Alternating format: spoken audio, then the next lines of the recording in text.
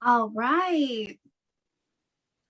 Welcome, everyone, to another broadcast of Project 365.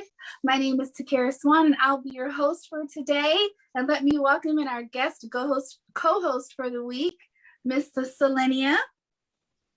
Hello, everyone. Glad to be back with Takira and representing the fearless and most beautiful leader, president, and founder of Trophy of Life, Portia Wheatley. I'm so honored that she would think of me and trust me with her platform, as it is in great hands with Takira. Awesome. Yes, we definitely miss you, but take your time. Okay, so I want to welcome our guest today, Miss Ellen Shane. How are you? I'm good. Well, Miss Ellen here has a wonderful story and journey to talk to us about how she took a tragic event and made it into a positive situation to pay it forward to many people in the state of California. So would you like to go ahead and have the floor there? Sure. And right. I first want to just thank you both for having me as your guest. I really appreciate it. When I read the mission of Trophy of Life, I actually reached out to Portia and said, hey, I want you to know about me. So that's how this kind of came about. And I'm really grateful that she agreed to have me on and that you guys are now here with me. I think what I'd like to convey is what happened in my life and in the life of our family and how it truly changed my life forever. And what happened was in 2010, in April of 2010, our youngest daughter, who was 13 years old, she was in 8th grade in middle school, was murdered here in our community by an enraged driver who was remorseless and had driven for over 17 miles like a maniac. It was unexpected and shocking. One day you have a normal life. Kids, it was actually spring break. It was over Easter weekend. It was the Saturday. And all of a sudden I got a phone call and it changed my life and our lives forever. And so I know what it's like to deal with tragedy, with losing a child, and losing a child in such a sudden and unexpected manner.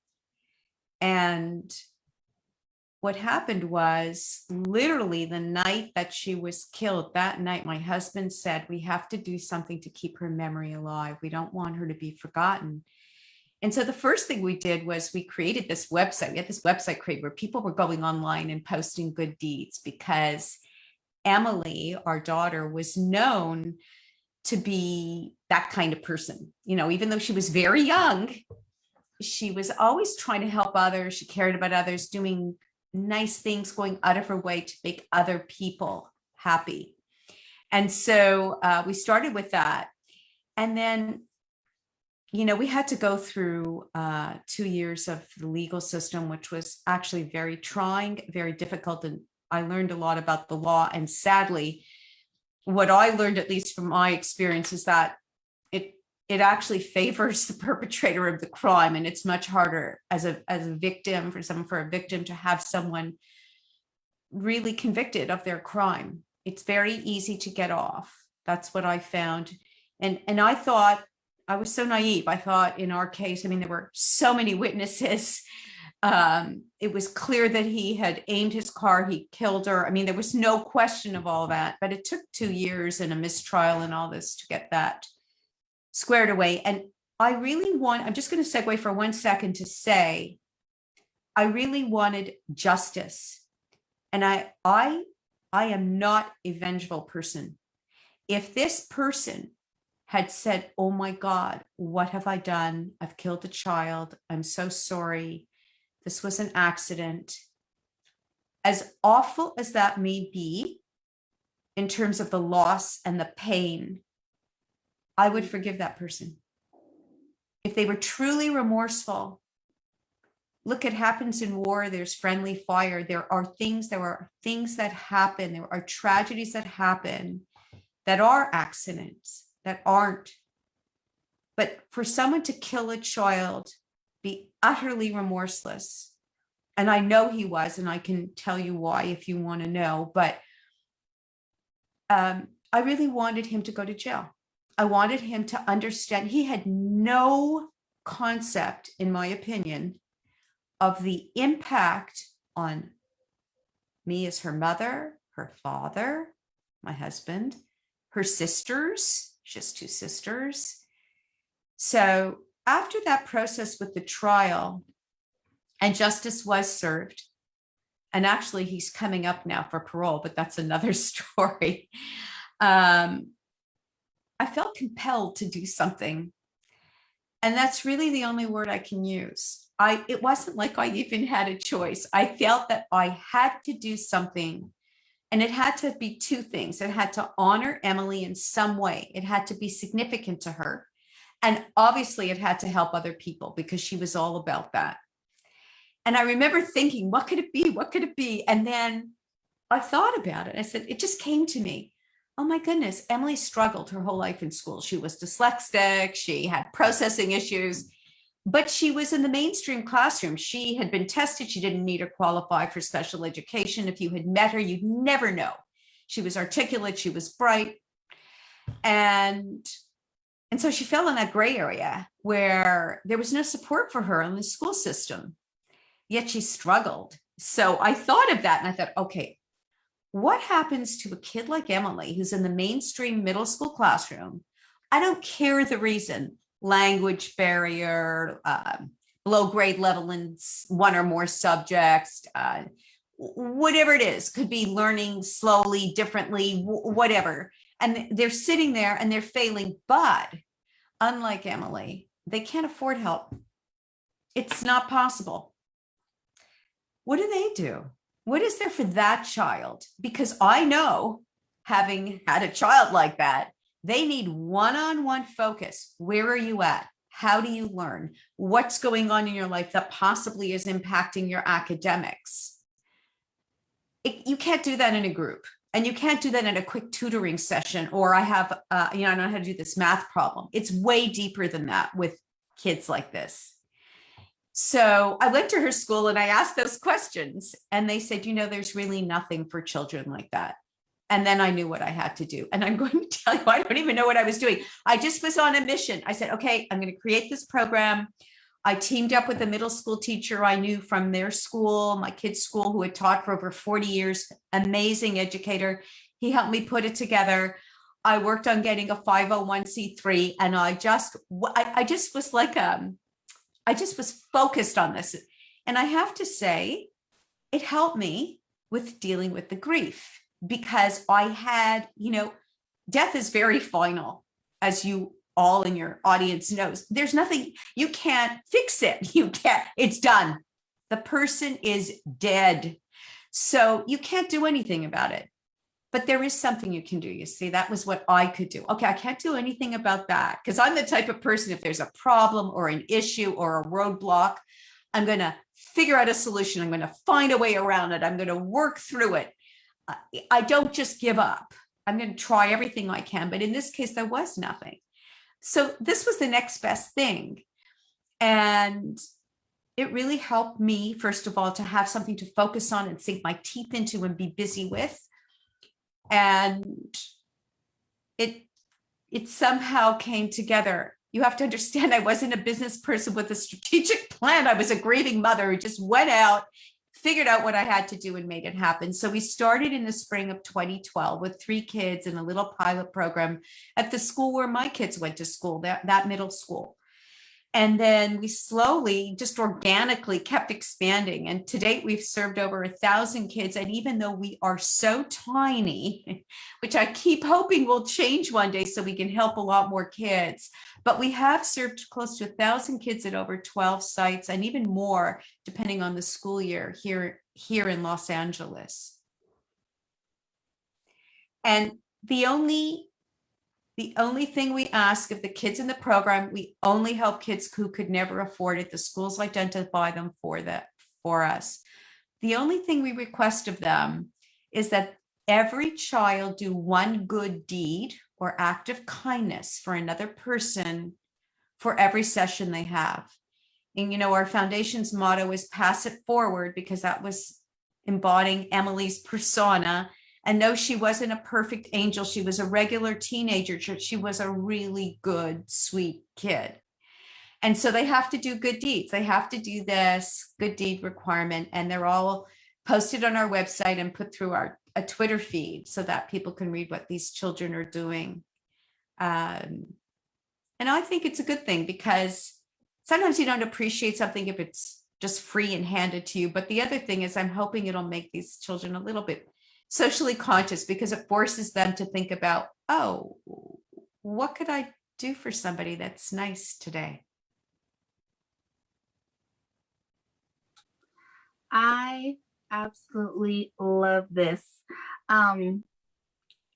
You've said so many golden nuggets, as I like to call them, on this broadcast. So, of course, as everyone knows, this broadcast, we aim to bring hope, encouragement, and inspiration to everyone that we can in the entire world. And your testimony and journey definitely brings hope, encouragement, and inspiration to a multitude of people. You've talked about grief, losing a child. That's enough in itself. But then you took that pain, and then you, like you said, you like to pass it forward and have acts of kindness, and developed an entire nonprofit organization to help children to learn better. How beautiful is that? Cece, what do you think? I'm so touched, so very touched by how you could turn your grief into something that is touching so many lives. And the requirement that you have for these children means you don't just touch the 1,000 students that you've helped, you touch everyone that they touch. Yes, and to be able to pass that forward, and the lesson in the fact that that person, and I know I can only imagine losing a child, that you will always miss them, but the gift that she gave you in her presence gets to live on in her memory as a legacy through your foundation. And in a year that so many people have lost so many other people, it is something that I hope each and every one of our viewers today, and those who watch after today, will take. That, you know, we have the power. We don't have the power to fix death, which I think was so important. You can't fix that. It absolutely is final. But what we do with the memory of our loved ones is definitely something that we have the power to do. And so thank you so much. Thank you. First of all, it's very nice of both of you to say such kind things. And what I want to say to your audience is that this life in this realm, in this reality, is always going to be throwing us challenges. Everybody, no matter who you are or what you do. And truly, to me, the message is, from what I've experienced, you really only have two choices. You're either going to go one way or you're going to go the other. One way, you go to the light, you go to the positive, you look at the good, you try to realize that, let's say, as you were saying with COVID, and so many people lost loved ones, and I can relate on a very deep, deep level with that, whatever the loss is. But would that person want you to walk around morose, depressed, wrecking your own life? Think about it. Or do you think they would say, if they could talk to you, hey, you're still alive. Make the most of it. Do what you can. Look at the good things, whatever they may be. And I have to say, usually the good things in life are little things, not big things. I'll give you an example. I never appreciated nature more than I do now. Seeing a beautiful flower, a bird. It sounds corny, but I really mean that. those little things can bring me such joy. Anybody can learn that or can appreciate that. It's all in your way of looking at things. Yeah, sorry, go ahead. No, that's fine. Ask me what you were going to ask me. No, we've definitely talked on this broadcast a lot about having a positive mindset, and that, sometimes all the time, you really can't control what others do. You can't control maybe what happens to you, but it's up to you to choose happiness. It's up to you to choose to just pause for a moment and appreciate the things around you.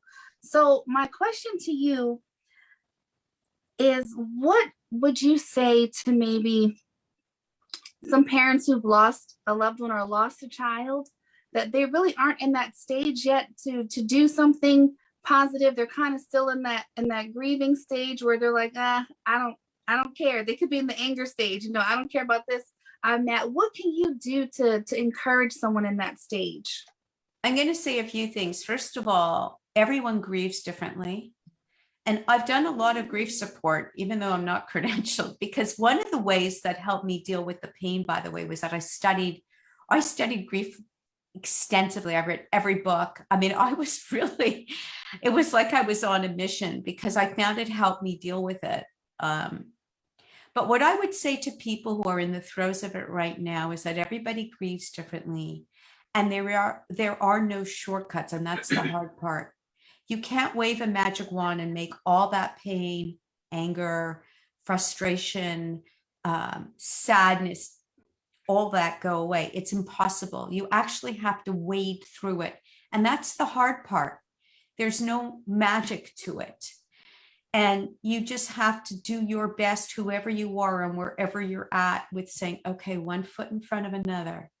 Each hour, each day, it will go by. It is true that time heals, doesn't take it away. There are things that happen right now, and it's 11 years later, that could bring me right back to that moment where I was feeling the intense hurt in my heart and agony. Very common for a lot of people in grief. If only I had, if only fill in the blank, whatever it is. I should have, we should have, they should. That's very bad. Unhealthy, because it's not going to change your reality. It's also very normal. Very normal. You beat yourself up because it's almost like you want to lay blame somewhere because this has happened. But truly, that has to be gone. And it's easy for me to say, for some people, that's going to be hard to do. I understand that. But the more you can do that and accept what has happened, that's the bottom line. That acceptance can take weeks, months, years, depends on the person, depends on circumstance, depends on everything. But I would say that the more you can realize that you are here for a reason. If you are alive and listening to this, you are here for a reason on this earth, and you must realize that's a gift. It's a gift. Yes, it's definitely a gift. And I just want to reiterate to our viewers, and just to stay encouraged, especially if you're going through something like this. You are still here. It's very, very hard to go through, but you will get through it in your own time. Please be easy on yourself. We're so hard on ourselves in general as people, but especially when something tragic like this happens, it's so easy to just beat yourself up, and it does nobody any good. and the loved one that's gone wouldn't want you to treat yourself that way, for sure. So just keep that in mind when you're trying to encourage yourself and trying to get that hope that you need to keep going. My next question for you is, what would you say to our viewers? How can you encourage our viewers to seek some mental help when it comes to having a tragic loss like this, seeking therapy? That's a good question, actually. Everybody's different. There are a lot of groups that form or organizations that specifically have grief support. If you are a person who is struggling alone with your grief and you want to share and hear other people's stories and learn their coping skills, I think that's a great thing to do. a lot of people, I have to admit, just personally, I'm very selfish. I wanted someone just focused on me. And I went for some private grief support just for me to deal with it. Everybody's different. And so I think they have to find what would work for them. But I do think it's a good idea. If you are struggling with that grief on your own and you feel you can't cope, or you feel you need something more than just waking up with angst, pain, awful depression, whatever it is, please seek the help or the group. There's lots, and a lot of them are very inexpensive. If there isn't even a fee, look into it. I would highly recommend that, because for some people, that's going to be a way to help you get through the path. And as you said, everybody does at some point, I do hope, reach that point when they realize, I'm okay. I can go on with my life. I'm carrying this person with me forever in my heart, in my being, but I have to live my life. I'm going to live my life. Yeah. And so I would definitely recommend whatever someone may feel is needed to seek it out, and that's not a sign of weakness. That's a sign of strength, of knowing that I rushed to get, I said, oh boy, I lost my child. And I hope that my hope is that people will understand and realize that as much as it feels like you'll never be able to rise above and be able to go on in a way that you would ever be happy again, you will be, and you can, if you just give yourself the time to get through this process and hold on to all that is possible for you in your life, and not to let it all go because you've suffered a tragedy. Yeah, definitely. My last thing to you is, one thing I really like that you said when you were talking about your story was how when you wanted to start your nonprofit, you just said, I just need to do something. You said you didn't know exactly what you needed to do. You didn't have it all together. You just did it. And one thing I want our viewers to stay encouraged about is, when you want to do something positive, to pay something forward, you don't have to have everything all together. Just start, put one foot in front of the other, like you said, and things will fall into place. So what can you say just to encourage those who may think, I want to do something, but I don't have it all together? Oh, I would say go for it, because truly I didn't have the resources. I didn't, even to get a 501c3, I was naive. I didn't know I couldn't afford that, and somehow spreading the word, I just was like on a mission. And, it's interesting how you can become so resourceful, or ask people, or, first of all, in case you catch, I'm not a shy person. So I would reach out or try to figure things out, or try to connect with people who could help me or guide me along the way. And I have to say that I would encourage anyone who's listening now, who has an idea or is thinking of something, but feels, how am I ever going to do that? Just do it. Just try to make it pull it together. Think about what you need and just start making it happen.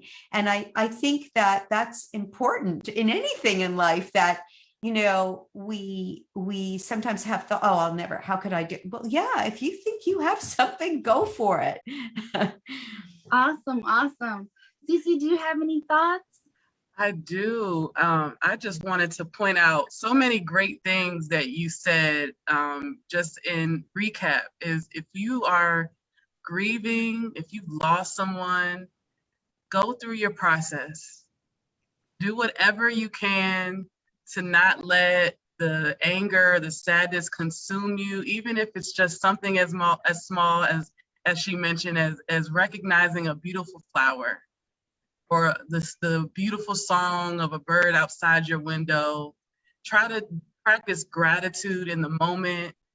Everyone, if we are all here, we all have a purpose.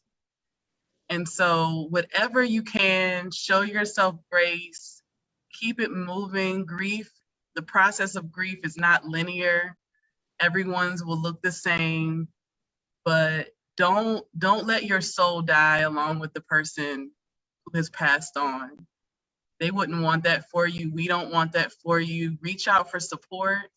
And for those, if you aren't, I would also encourage, if you know someone who is suffering from a loss, don't wait for that person to reach out to you. Reach out to them. Yeah. Make sure That's you a let very them know. good point. You know, I think the thing that helped me the most was knowing that others cared.